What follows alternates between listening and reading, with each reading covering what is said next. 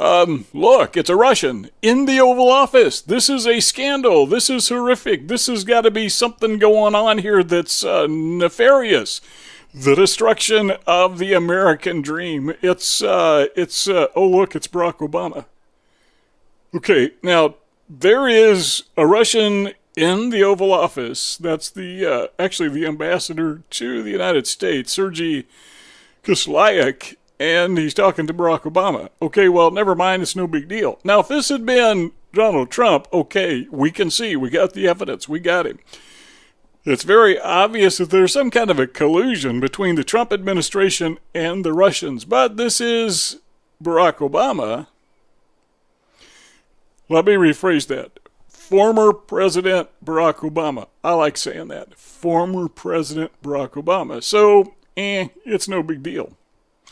Let's go over to the source article. This is dailycaller.com, and what we read here is Russian Ambassador Sergei Kislyak appeared as Obama White House visitor at least 22 times. Okay, if there's any connection whatsoever with Donald Trump and any Russian at any point in time, then obviously Trump is guilty of treason. But if Obama invites the ambassador to Russia into his presence, the Oval Office, then it's just diplomacy. Do you get the idea that the far left media has been making up fake news about Donald Trump and his relationship with the Russians? And they helped him win the election, and if it weren't for the Russians, Hillary Clinton would be president.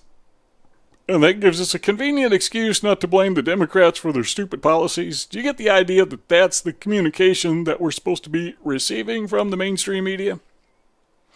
This is a story attributed to Caitlin Collins, and there's really not a whole lot to it. I mean, there was a Russian in the White House. Russians go to the White House all the time. I kind of guarantee you this, not 100%, but relatively sure, that if right now you were to go to Washington, D.C., and you were to take the White House tour, you would notice that there are other people taking the tour with you, hundreds of them. A lot of them are not U.S. citizens. They're from all over the planet. And there's a pretty good chance, a fairly good chance, that some of the tourists in the White House will be Russians. Russians go to the White House all the time. It's not really that big of a new story unless the liberal media, the mainstream Marxist media, is so desperate for a scandal, they got to make stuff up. Okay, the story says this. Sergei Kislyak appeared in the White House visitors' logs dozens of times when Barack Obama was in office.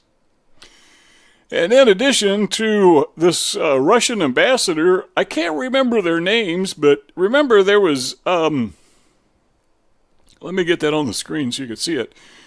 Remember there was some kind of I can't remember exactly, some kind of a social event at the White House, and there was this couple that was trying out for some kind of a reality show. Do you remember them? And they just walked in. They just walked in past security. And they become temporary celebrities of sort for a while. So just about anybody could walk in the White House, at least in the Obama White House. At least he was open, transparent. We let anybody in.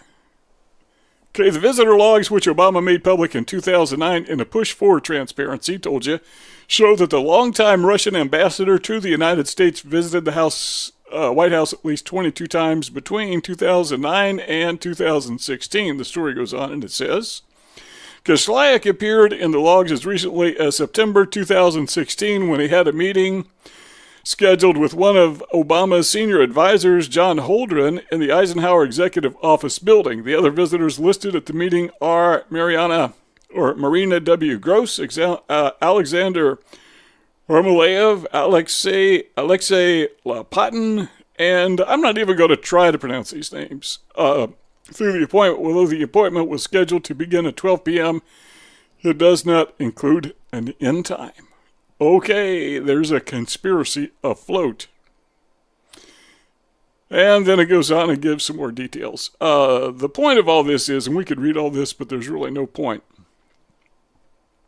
in looking at all the very basics. But the point that we do need to make is that the media is extraordinarily biased, and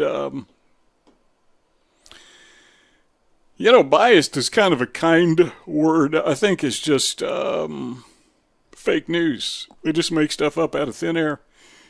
They hate this president so much that they will go to almost any lengths to discredit him. But the flip side is when former President Barack Obama was president, they went out of their way to protect him. So what does that tell us? It tells us that we're going to have a few more years of media bias. So you may as well get used to it. Look, there's a Russian in the White House talking to Barack Obama. Geez, it's got to be a scandal. If you like this video, give it a thumbs up. Don't forget to share it on social media. Also, don't forget to subscribe to our YouTube channel. There's a button in the lower right-hand corner for that express purpose. And also, leave a comment in the comment section below. I'd like to know what you think about this Russian in the White House with former President Barack Obama. How to subscribe. Click subscribe. Click the bell.